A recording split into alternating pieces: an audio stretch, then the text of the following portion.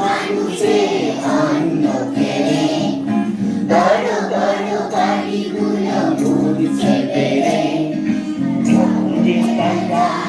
আমি বাইরে মনে হয় যে টাকার বড় শুধু নতুন কিছু চাই দিন যায় রাত যায় এমনি করে অলি গলি রাস্তা ঘুরে ঘুরে জলে চলে ভালোবেসেছি তার সঙ্গে মনটারে ডেকে নিয়েছি রঙ্গরাজি শহরে স্বপ্ন দেখেছি আর চক্রে চক্রে করেছি লা লা লা লা লা লা লা লা লা লা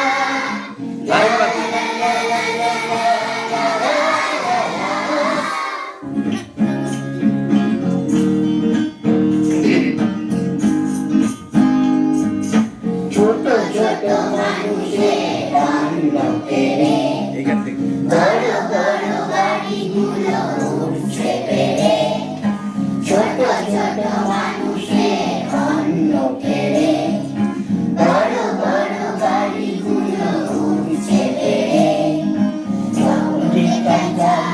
আমি নাই কোনো নাই টাকার দরে শুধু নতুন কিছু চাই দিন যায় রাত যায় এমনি করে অলি গলি রাস্তা ঘুরে ঘুরে গাড়ি পথে ভালোবেসেছি তার সাথে মনটারে ডেকে নিয়েছি রঙ্গরাজি শহরে দেখেছি আর দাদা চক্রে চক্রে করেছি লা লা লা লা লা লা লা লা লা লা লা লা লা লা লা লা লা।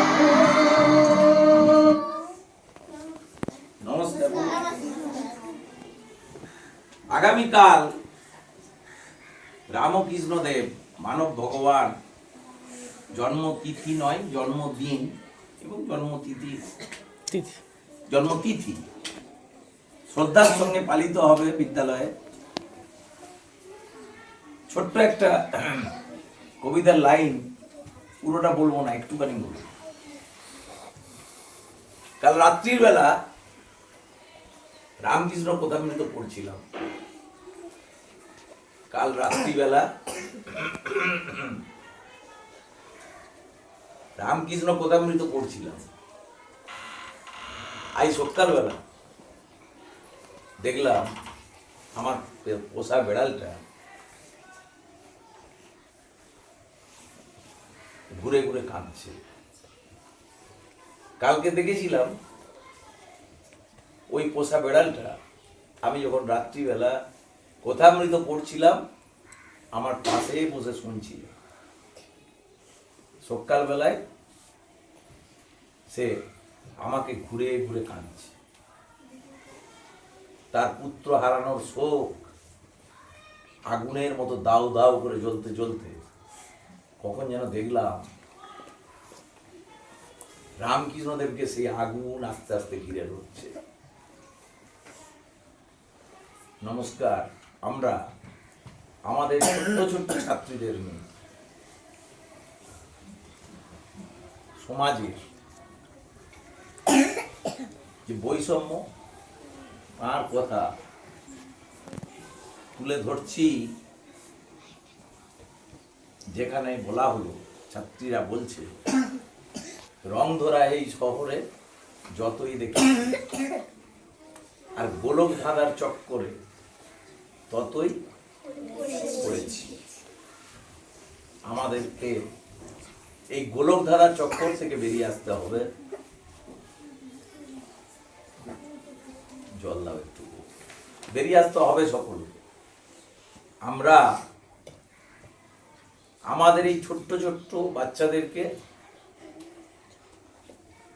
খুব ছোট্টবেলা থেকে প্রতিদিন দেখতে থাকবেন আমাদের বিদ্যালয়ের অ্যাক্টিভিটি এমন ভাবে সকালবেলায় তাদের মধ্যে ইতিবাচক মনোভাব তৈরি করা শুরু করি, যেটা শেষ পর্যন্ত আমাদের বিদ্যালয়ে যখন ছুটির ঘন্টা পড়ে তখনও সেই বাচ্চারা আমাদেরকে আদর করে, কেউ প্রণাম করে, কেউ চুমু খায়, খেয়ে বাড়ি যায়। এর মধ্যে 90% ঘরের ছেলেমেয়েরা এই ভালোবাসা না পেলে হয়তো বিদ্যালয়ে আসবে না। যারা বারবার বলে থাকেন যে পড়াশোনা হচ্ছে তো,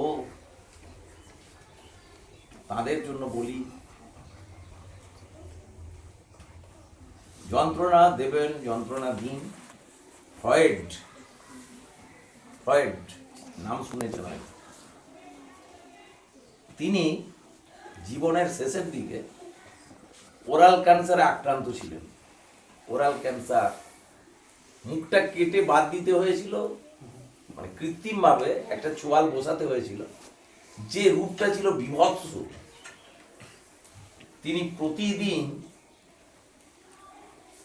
34টা করে একবারে বাঁধা বন্দোবস্ত সিগারেট খেতেন।